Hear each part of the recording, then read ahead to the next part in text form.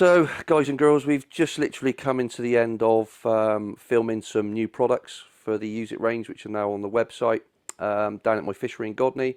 And the guys have said, you know, let's do a short clip of me and my background, really, and how I got into the industry.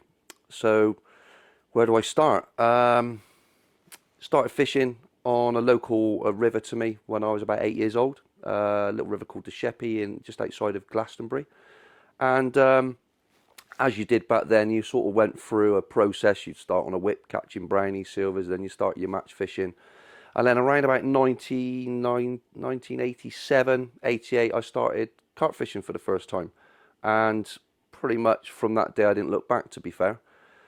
I then joined the army, disappeared for a few years, and it was only really when I came back to the UK that it was sort of my way into the industry. That would have been in the early 2000s. I was a recruiting sergeant up in Blackpool, and I started fishing the army group matches. And back then it was like a league. You fish matches throughout the year, and at the end of the year season as such, the top 6 pointed anglers then represented the army.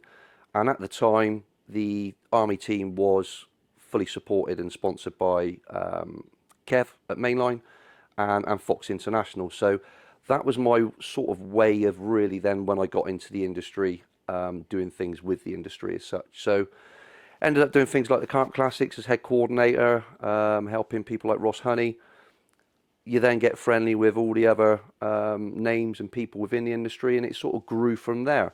So I then decided around 2004 I was going to leave the military and set my own fishery up, which was a lake called Velocity Angling, which a few years after I'd sold.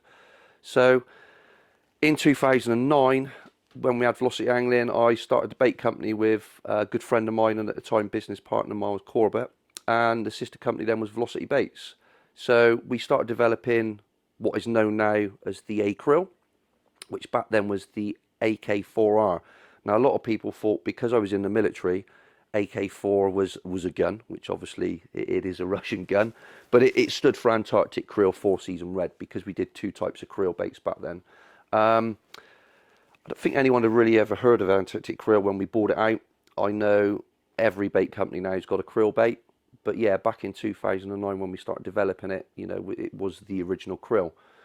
The only difference now is it's just under a different title, but it's a brand that we've tried and tested since that date, you know. Then I started contract rolling. So me and Miles were looking for additional business.